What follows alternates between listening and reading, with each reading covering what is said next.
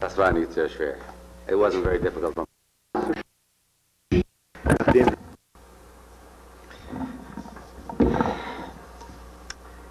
Sam Harris is a fellow Rotarian. Several years ago, I had the pleasure of meeting Sam, I believe at a family event. Sam's brother-in-law and sister-in-law are members of this congregation. And since then, I've seen him several times at Rotary meetings. And seeing Sam and speaking to him, one would not guess that we have before us a man with a very unusual life history. A young man, relatively speaking. Right. May I mention the year you were born? Sure can. 1935, isn't it? 1935. 1935. You were born where, Sam? I was born in Poland, Dęblin, Poland. Dęblin, Poland. Yes. And 1935 was 4 years before World War II started. 1939, Hitler attacked Poland. Right. Would you like to tell me a little bit about those few years before the attack on Poland? How much you remember of your hometown in Dęblin? Sure. I remember sitting in the living room. Actually, we were having lunch together, and suddenly we heard bombs. We had seen planes flying around, and suddenly we heard bombs falling, and we went outside, and the one-engine planes or whatever they were not only bombing the area, but they were also shooting at the people, and everybody ran into the fields. And then the next thing I knew, a few days later, it must have been a few days later, maybe it was the same day, I can't remember everything clearly.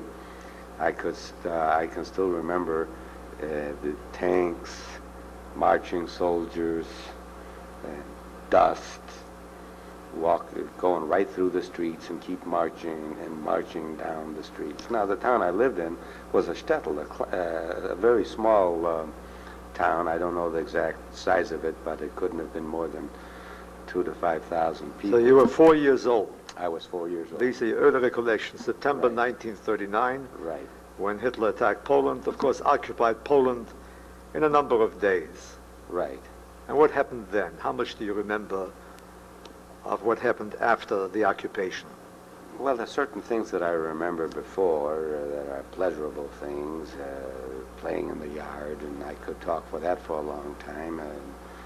I think if one reads some of the life in a shtetl. We're talking before Hitler's attack. Yes, then one can get the understanding of that, and I still remember a lot of those things. But some of the things that developed as time progressed was that the first thing I remember is every Jew had to wear a band on the arm. A yellow band. And with the Star of David on it. The Star of David. And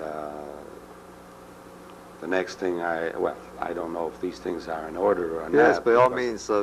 It's really the first time I'm sitting here and talking. This is the most important, that Sam is good enough to speak to us about it.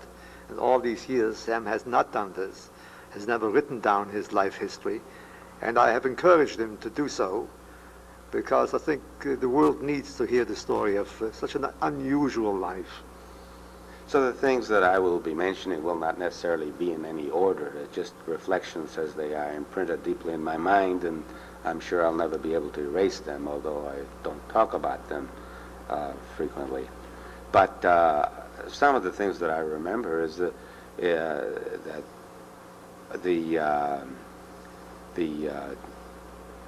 there were some Hungarian Jews, I believe they were Hungarian Jews, that the Nazis sent to our town. I think was known as an Aussiedlung. They were sending out the other Jews from Hungary, and they piled them in to live with the other people in Dęblin. and I knew we had a family, etc., living with us. So it got to be a situation where a few people lived in the same house. In this, it was small before. It was one room. You didn't have two rooms. One room served as a kitchen, as a washroom, as a dining room, as a bedroom, and everything. So now there were more people that were piled in. So I hadn't thought about this in a long time, but I remember it now as we're visiting. That left an impression on me. As they drove people out from other towns, they tended to create little ghettos of large concentrations of Jews in small areas. And Dublin was one of those ghettos again. Yes. Now, from there, the Germans would take these Jews, I guess that was just a temporary place for them to stay, and take these Hungarian Jews or whatever, and along with the Jews from our hometown, and continue to put them into cattle cars and ship them out. Now, the way they would do that, at least to the best of my recollection, of the things that I in my mind, I can recall one particular time when I was playing in the yard, and suddenly we heard. When I say yard, it was really a bunch of little houses or rooms or whatever around, and everybody in the neighborhood played in this one central courtyard with an outhouse in the middle, and so on, a bunch of outhouses in the middle, as I remember it. And suddenly you hear shooting in the background, and I was told, "Hey, my sister got a hold of me. Come on, let's go." And we were running, and we ran into we ran for quite a long time, and we were hiding in an outhouse, in a Polish farmer, and we continued to hear shooting for a long time. And pretty soon the people came and told us, "Got to get out of here." And so we got out of that outhouse in which we were hiding, and we ran. And in the distance, I saw the German soldiers with the helmets and everything. I saw them running, chasing. And that was the Germans had occupied the town already. Oh, that was after the occupation. That was after the occupation. And this was a special campaign, what they called a Aussiedlung. Aussiedlung, which they were taking Jews away.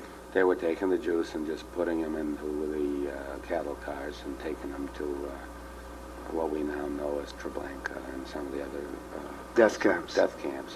But I just to get back to this particular point, we after we got that particular hiding place, we seeked another spot, and we found it, and it was a hayloft. We saw an opening on top of our house, a barn, and we climbed to the house.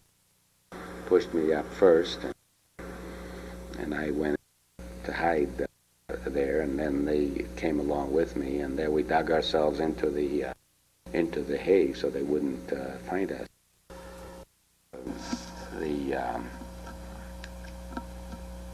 Although they did come in and they kept yelling, Jude, and of course they couldn't find us because we were definitely hiding in there. But as the time progressed in that evening and the shooting stopped, we climbed out of that hole, and we went back to town. And those people that we were talking about, they didn't know, I guess, to run.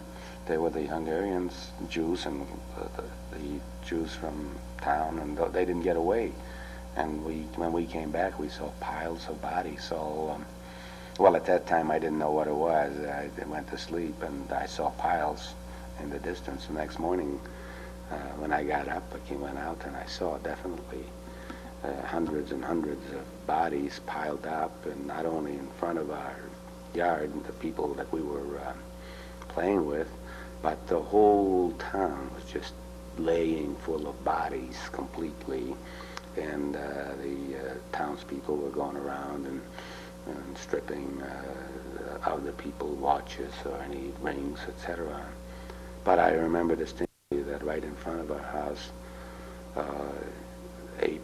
I came out and I saw one body movement, and several other people stood around. And it was a little, well, it must have been a baby, a year or 2 years old, and his mother must have fallen on top and protected the baby, and they pulled the baby out, and the baby was still living, and was just pulled out of that mass of humanity.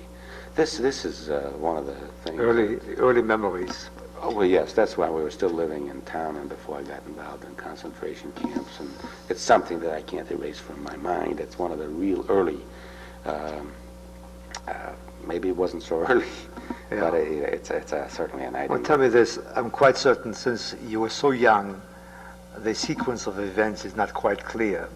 That's right. But from later discussions with your sisters who survived with you, do you know some of the events that took place between 1939 and 1945, the end of the war? How did you survive? Sure. Well, first of all, I've really never had any discussions with my sisters. It's just something we never talked about. We really, well, maybe recently I mentioned, but we really never sat down to discuss any of this. But what happened, to just keep a long story, within reason. within reason is they didn't kill off all the Jews in town. They saved some who were working, who were able to work, and the others they shipped out. And I had a whole family that they shipped out. To Treblinka, well, Auschwitz. at that point we didn't know where they went. They were taken away. Yeah. And that was periodically the Germans would come in and they would just grab X number of people, and a lot of them they would shoot, a lot of them they would let walk for a long ways, or whatever they did. You know, it's just death and beating right in front of you all along. And then of course I remember seeing that. I could tell you a lot of little teeny stories between that I just come into my mind right now of some of the things that I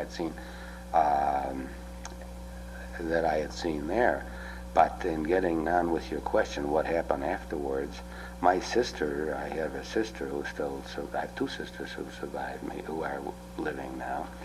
They were older, and the older one in particular was able to work. So they saved her. They had a little, in Germany, in Demblin, they had a little airport.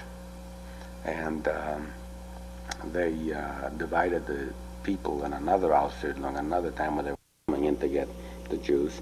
They divided those who could work and those who couldn't work. You know, several lines. I started not to go. I ran away from the lines. And then eventually I was hiding with my younger sisters. There's three of us are still surviving now. And later on, we snuck into the line where that was eventually to be taken to a concentration camp in Demblin. Now that line, my sister was in that line. You know, about must have been 8 or 10 or 12 people wide, and I don't know how long. And I was hiding right in the middle. I still remember that day. It was cloudy and raining, and I was so short. The only thing I could do was put my head up in the sky and just get a little fresh air, and I was just surrounded by humanity.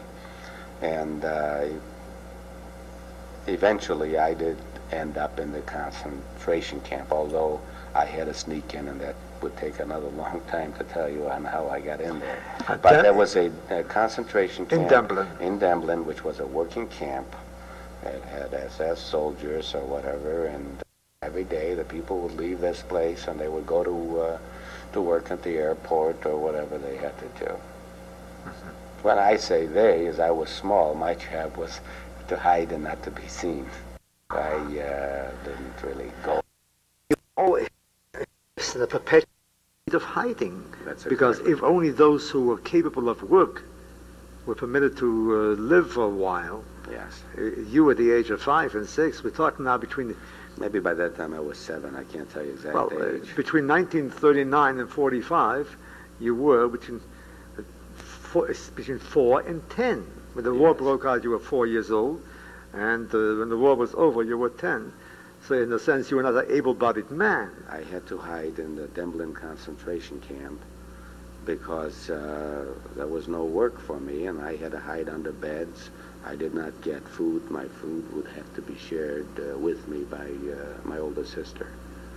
So the very little that she got, or maybe other people helped too, but I definitely had to hide constantly under beds and behind little narrow places and so on. There were a few other children in that particular concentration camp. I can't tell you how many, maybe 30, maybe 20. I really, there were some.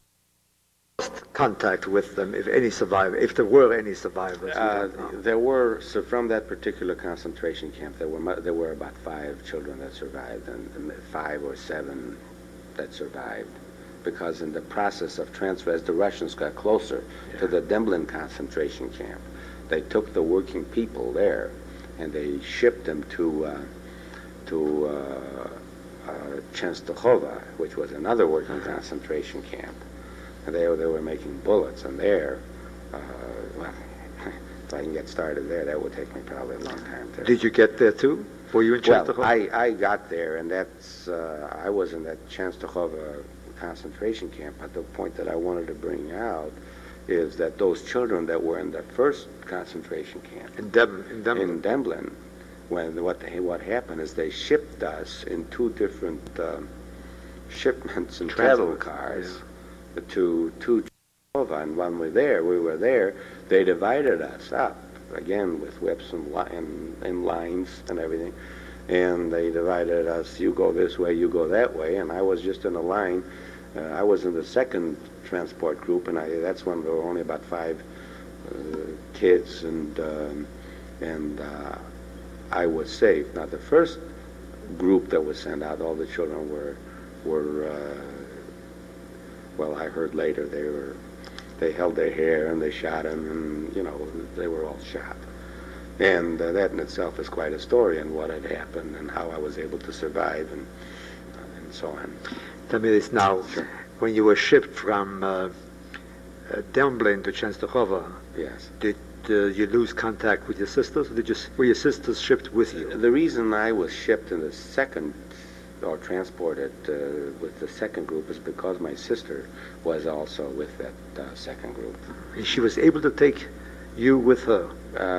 Was not easy, and I learned afterwards that she had some doing to try to get me to go with her the second. She must be a very strong personality. She must have been at that time, at least, a very strong person. She still is. She is living in Vienna now, and I have one sister living there and another sister in Elk Grove Village, and I was the youngest. I was the baby.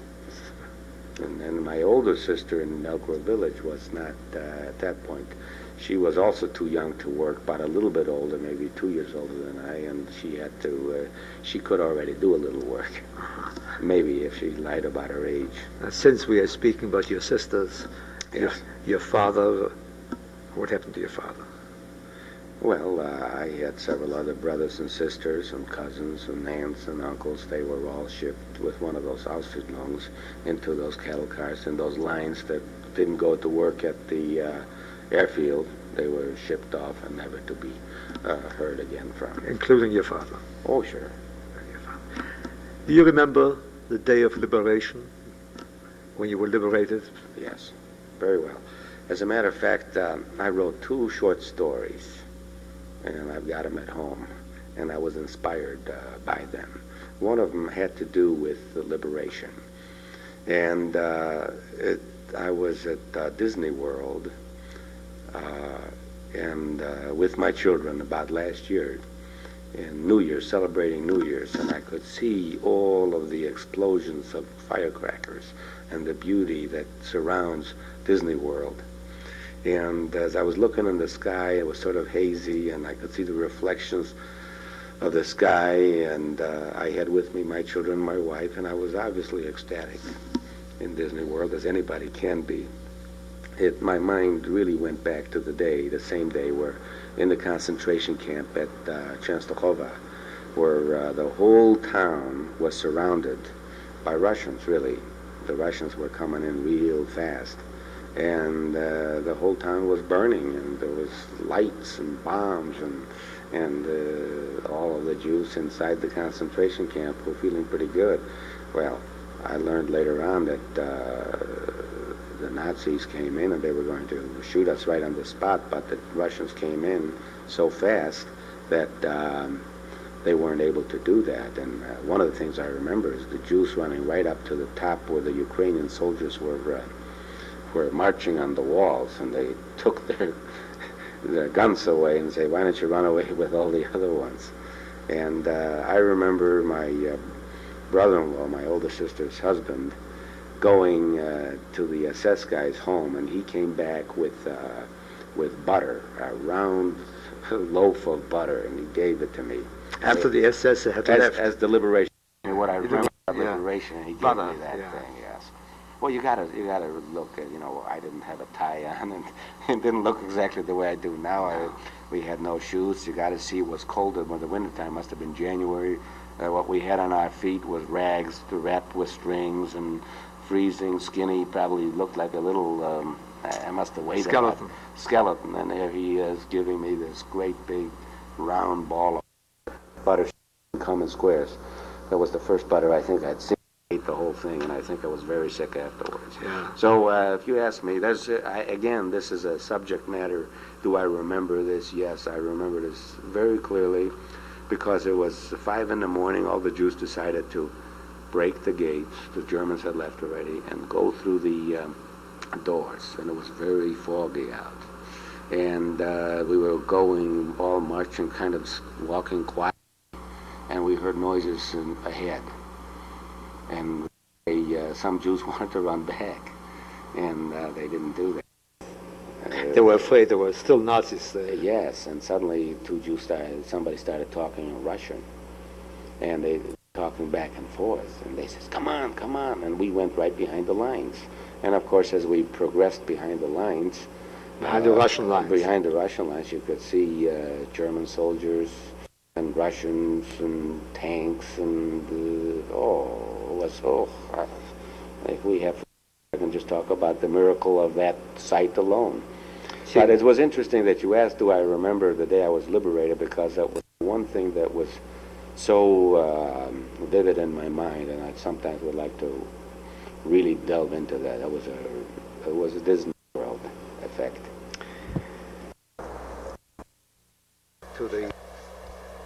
Sam, after the liberation, did you attempt to go back to your hometown, to Dublin, from where you had come originally? Sure, that's the first thing we did. We walked almost all the way in the cold winter with no shoes, just rags on our feet, and we saw all kinds of sights of dead soldiers, tanks, and shootings, the remains of all the war. But we did eventually make it back to our hometown, and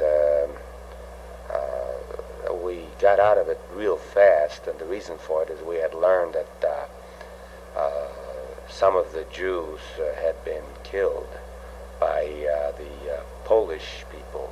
The Jews who came back from concentration camps obviously wanted some of their assets back, so the best solution, I guess, to the problem was just to chop their heads off. And that was the last time that my sister and I and other Jews from Dublin went back, and as a matter of fact, I don't care if I ever go back there. This is one of the saddest epilogues to the Holocaust, that after the Jewish survivors returned to their hometowns, there were pogroms, and some of the survivors who had endured the unspeakable brutality of the Nazis were killed by their fellow Poles. Sad. And then, of course, you came later on to Germany, or to Vienna. No, I didn't go directly to Vienna. My sister dropped my younger sister and myself at an orphanage in Poland. She went back to Vienna, and subsequently she came back and smuggled us across to Vienna. And later on, you came to the United States. Right. Sam, Can you share with us some of the most overpowering memories that you have of this whole period? I thought those things we talked about were rather powering, but at least to me they are. But why don't I give you a thought on one that is rather moving to me as far as people are concerned. Now, you remember I had mentioned to you that we went from one concentration camp, Demblin, to Częstochowa, and we went in two transports, and I was in the second one. And what they did is they took the people who could work, lined them up in one line, and those who couldn't, well, just a few of us, I guess, and it was just maybe the 4 or 5 children that were left, they put us in another place. My other 2 sisters obviously went in the other line. My sister in Elk Grove Village, I guess she stood on her toes and she was able to sneak on the other line. And they kept us there to with the fate of killing us like they did the first group of children. But the Jews in the concentration camp in Częstochowa got together, and they approached the SS commander of the concentration camp, and they went to him and they begged to keep us, not to destroy us. His wife was pregnant, and they said that they would pray for the health of the baby, and they obviously did a real good job in persuading the fellow to let us into the concentration camp, under the conditions again that we should never be seen again. And all this time we are in a separate room, and I remember a SS guy coming in, and I guess I was kicked. I remember the high shiny boots yet. But the parts that I still remember is the Jewish people on the other side of the gate with barbed wires crying toward us. And my sister told me not long ago that I had written a note to her, one that she will never forget. I don't remember writing this note, is that somehow I would survive and somehow I would run away and jump off a truck. I don't remember writing that, but obviously I did. Both of my sisters remember that. But the thing that's so moving to me is once they've decided to let us in with the other Jews in the concentration camp, that the gates were opened and people were reaching out for me and the others, the other children. And I was raised into the sky and was never let down to the ground. They were kissing me and passing me in the air. Now, you've got to remember that this concentration camp, there must have been about 2,000 men, I don't know, and some women. And these men had not seen Jewish children maybe 4 or 5 years. And as I was being passed in the air from hand to hand and kissed and hugged, they were thinking of their sons and daughters and children and grandchildren. And this is a human experience that is, well, it's almost a warm experience, but maybe I felt I contributed, maybe not, but it was almost like Jews passing a Torah around. It was such a valuable thing for them to see a child again, and this was one of the most moving experiences, and I think this is maybe one of the first times I've talked about it. Your question was a good one. This, of course, is an acknowledgement of the miracle that there were any survivors. We frequently ask whether there are miracles in this world. We speak of tragedies, but your very presence here this day is proof that miracles do happen. And the Jewish people is blessed that some survived. On this note, I would like to conclude and thank you, Sam. I know it has been most difficult to discuss these things, particularly in front of a camera. It's the first time you've done it. Right. I hope you will in the future be able to expand upon your experiences. Because I personally feel enriched as well as those who will be seeing this program. Thank you very much. Thank you. Shalom.